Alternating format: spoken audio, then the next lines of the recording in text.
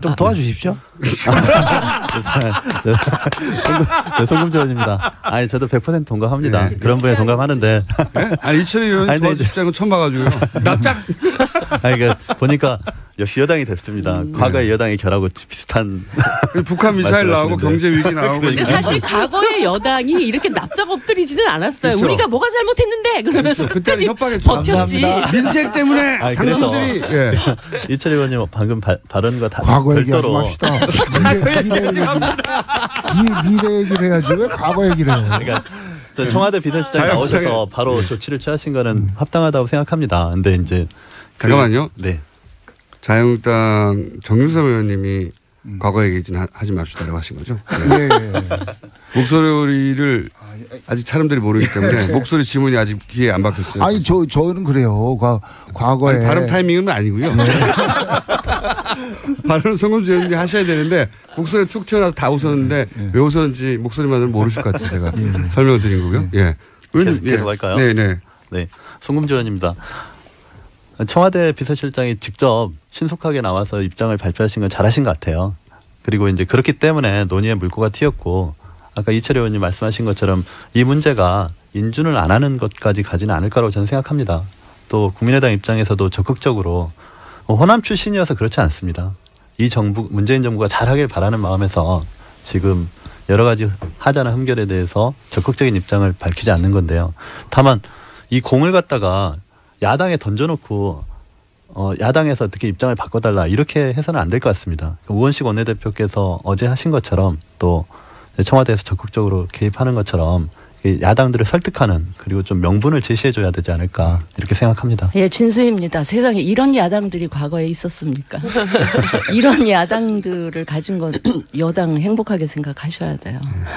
그 제가 볼 때는 이번 그 청문 그 인사 과정을 이렇게 보면 좋을 것 같은데 여당은 절대평가의 기준을 갖고 임하고 야당은 상대평가.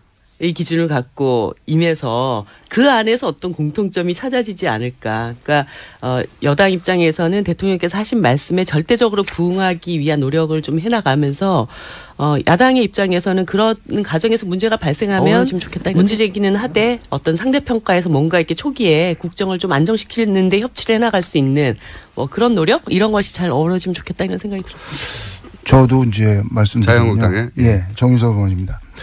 저희도 뭐 이 새 정부 출범하는데 발목 잡고 싶은 생각은 없어요. 있는 거 같으시던데. 없어요. 근데 보면 이 위장전입이 벌써 그 이낙연 총리 후보 또 김상조 또 강경화 계속 나오잖아요.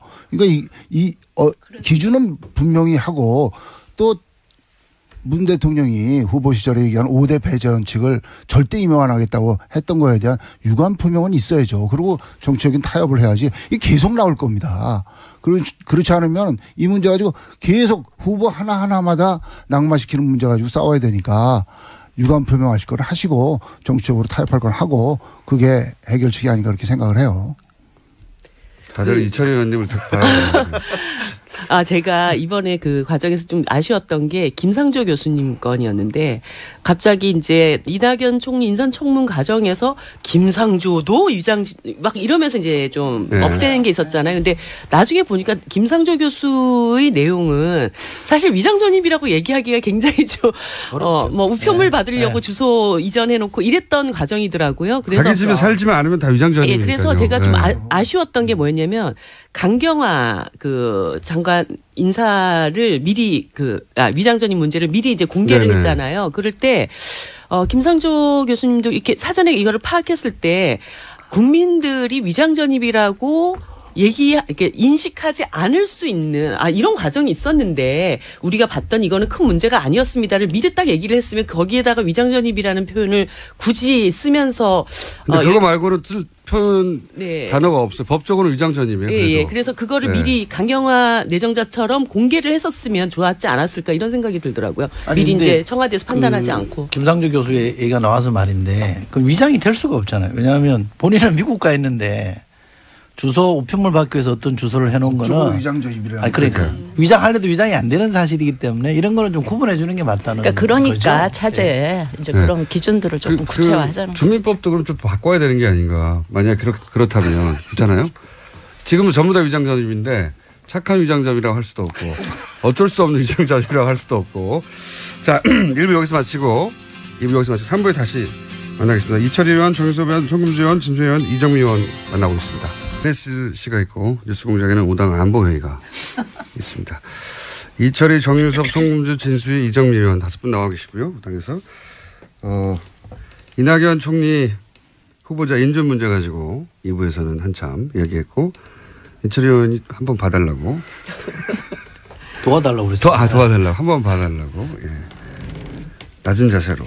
자, 혹시 그 관련해서 더 이상 하실 얘기는 없으신 거죠? 예, 이건 제가 한 말씀만 더 드릴게요. 여당이니까. 아니 전 야당의 문제 제기도 우리 원내대표도 그런 말씀하셨습니다만 우리가 야당일 때 취했던 태도를 되돌아보게 된다 그런 말씀을 하셨기 때문에 좀 야당의 태도가 무조건 나쁘다 저는 그렇게 생각하지는 않고요. 다만 인사 전체를 좀 봐주십사.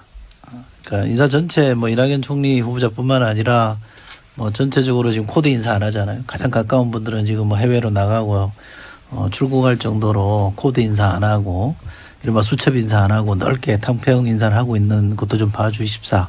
인사 전체를 좀 봐달라는 거. 그다음에 초반에 문재인 대통령이 펼치고 있는 국정 전반에 대한 것도 좀 평가를 해달라. 거기에 대해서 국민적 기대가 상당히 높다면 큰 틀에서 이 문제를 좀 바라봐 주십사 하는 거를 좀 말씀드리고 싶고 어쨌든 여야가 협치는 약속했잖아요. 지금 누가 이기고 누가 지긴 했습니다만 후보 시절에 모든 당이 협치하겠다고 약속했기 때문에 그 협치라는 거는 옳고 그름을 따져야 되긴 합니다만 그래도 역지사지하면서 문제를 풀어야 되는 거기 때문에 협치의 자세를 좀 잃지 않았으면 좋겠다 이런 말씀 드리고 싶습니다. 네, 송금주 의원입니다. 네, 하신 거죠? 네. 좋은 말씀 감사합니다. 좋은 말씀 감사합니다. 근데 저희가 그러나, 협치를 하고 있지 않습니까? 협치를 하기 때문에 드러난 많은 문제점에도 불구하고 총리 인준에 대해서 적극적인 입장인 겁니다. 그리고 전체적인 구도에서 인선을 봐달라는 부분 당연히 저희도 긍정적으로 평가하고 있습니다.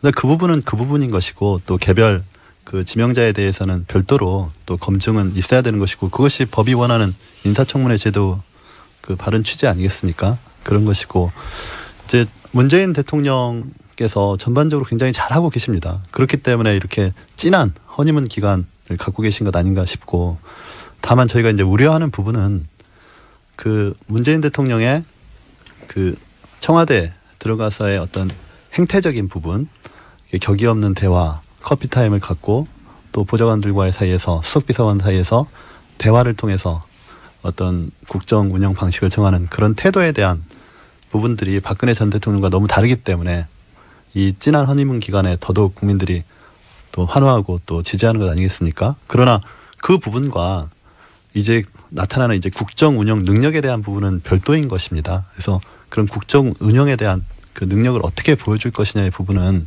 좀 더 치밀하고 또 조심스럽게 접근해야 되는 것 아닌가. 지금 몇 차례 훈령을 통해서 국민들이 원하는 여러 가지 조치들을 취했지만 그것들이 지금 약간 절차적인 문제도 제기되는 부분들이 있었습니다. 그래서 그 국정 운영에 대한 그 구체적인 실체적인 내용과 관련해서는 대통령께서 좀 더 치밀하고 또 여러 사람들의 의견을 들어보면서 접근하시는 것이 좋지 않나 이런 생각을 합니다.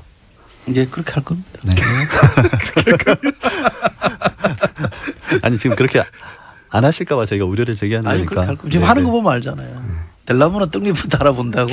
아니 초반에 하는 거 보면 5년 네. 동안 어떻게 할 건지 보이지 않습니까? 계속 그렇게 할 겁니다. 그럼 계속 훈령으로 하실 건가요? 아니 법으로 해야죠. 네, 그러니까 협치가 중요합니다. 자유한국당에서 하실 말씀이 있으신 것 같아요. 옆에서. 아니 저는 초심을 잃지 말라고 말씀드린 거예요. 충고드린 거고. 초심을 읽기 원하지 않으십니까 혹시? 그렇지 않습니다. 저는 지금까지 대통령들이 계속 실패했기 때문에 그로 인해서 국민들이 민생에서 보는 피해가 많았어요. 그래서 제발 좀 이번에는 성공한 대통령 되기를 바랍니다. 그게 무슨 정당을 떠나서 국가와 국민들을 위한 것이기 때문에 그걸 뭐 실패한 대통령 이런 거는 절대 원하지 않습니다. 네. 한마디만 훌륭하십니다. 말씀드릴게요. 네. 진수입니다. 협치 강조를 하시니까 다시 한번 드리는 말씀인데 야당이 협치할 수 있도록 하는 명분과 분위기는 여당이 만들어 주는 게 우선돼야 되고요. 그리고 협치를 야당한테 무조건 강요하시는 거는 좀 안 맞다. 아까 이제 너무 비굴한 자세라는 얘기를 들으셔서 그런지 모르겠는데 아까 순금주 의원 하시는 얘기 그렇게 할 겁니다. 라는 자체가 다시 자세가 조금 알겠습니다가 아니고 그렇게 할 겁니다. 아까 너무 비굴했나? 이러면서 제가 약간 걱정되기 시작했어요. 어떻게 얘기해야 되는 거죠? 무릎 꿇고. 그렇게 해야죠. 네. 예. 정의당에서는 또 할 말 없어요, 별로? 네. 이 부분에서 네. 일단락. 예.